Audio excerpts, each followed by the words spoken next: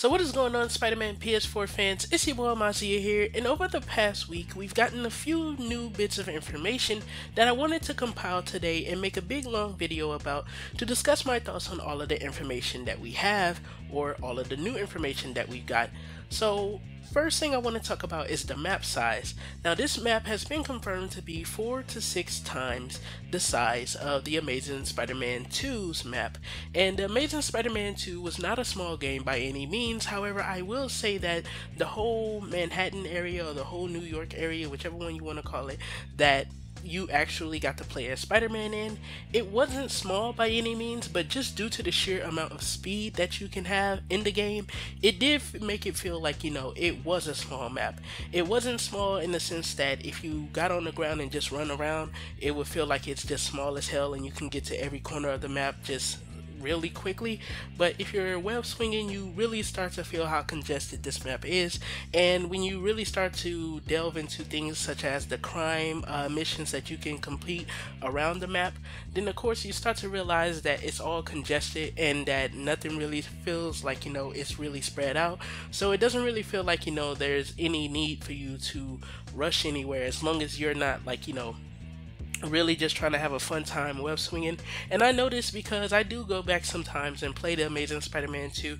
I know it didn't get the best reviews, I know it doesn't have the best controls, it doesn't have the best gameplay, but it's the only Spider-Man game that I currently own right now, and every once in a while I do need to get my Spider-Man, crave out of the way. So I do still play it, and I can tell you off of my own playthroughs and off of my own opinions that the map isn't small by any means, but it does feel short when you're web swinging around just due to the sheer amount of speed that Spider-Man has in that game.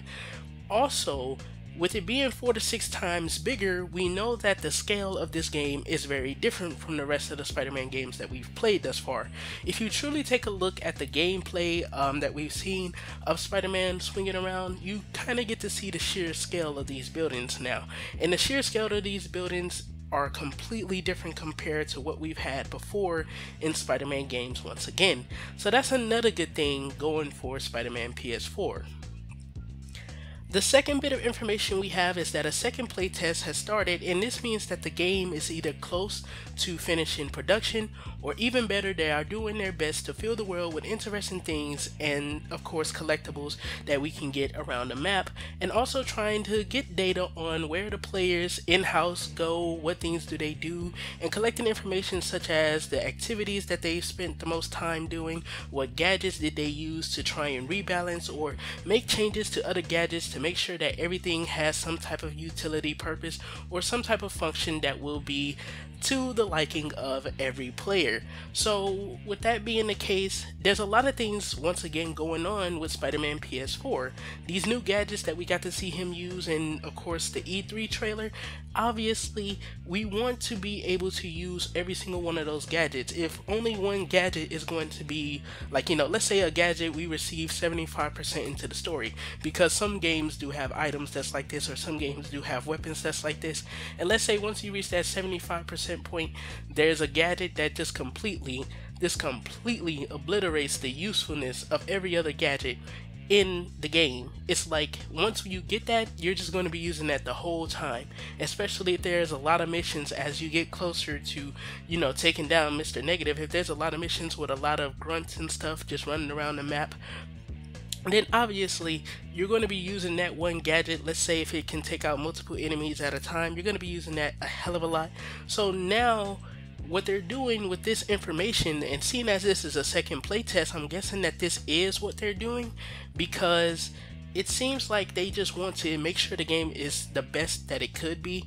I'm pretty sure if that wasn't the case, with them already having the first playtest and them now doing the second playtest, the game probably would have released sometime around the end of last year.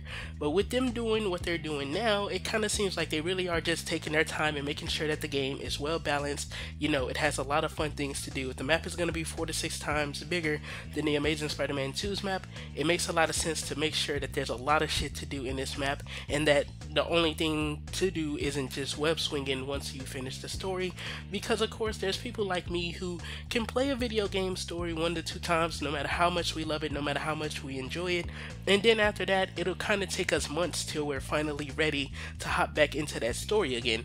So making sure that there's a lot of extra stuff for us to do, a lot of stuff that they can tell or they can get data on, and make sure that people actually are enjoying these extra side activities is something that I smile upon. You know, it's what made games like The Legend of Zelda Breath of the Wild so cool, what made games like, of course, Metal Gear Solid 5 The Phantom Pain such a success, even though a lot of people claim that the open world in that game is just kind of like, you know, the desert and there's nothing to do in that whole desert. But when you finally do find something to do, or when you truly think with a creative mind of things that you can do, then there's a lot of shit there that's just like, wow, you would have never thought about it until probably you saw somebody on Twitch or YouTube do it, or you probably would have never thought about until you finally just sat down and really looked at what you had at your disposal.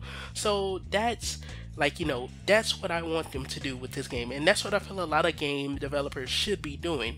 Just really taking in the information from like in-house, and really finding out what players are doing, what activities they enjoy doing, so that way we don't get the Amazing Spider-Man 2 all over again, to where it's kind of like these rehashed missions just at different points of the map that's just filled with the most monotonous enemies of all time and the most monotonous objectives. So definitely that's a good thing. But going towards, of course, also the game being close to wrapping up, we also have Brian Horton revealing that he's already beaten the game 3 times, and he says that it's taken him a few days and a few nights to beat the game every single time.